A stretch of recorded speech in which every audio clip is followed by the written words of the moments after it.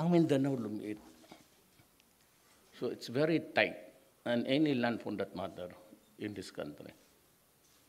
So yung mga Moro na kapatid natin, who were the originals there, parang na-displace. Because if you are a Christian, you are not from Mindanao originally. Kasi lahat doon, by almost 80, I reckon, when I was a congressman, I used to travel. Pumunta ako ng mga archives ng Malaysia, Indonesia.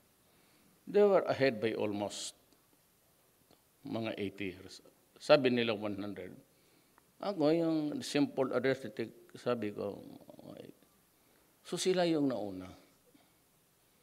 Ngayon, pagdating ng Amerikano, distribute dito, distribute doon, then I said, suddenly, lumiit ang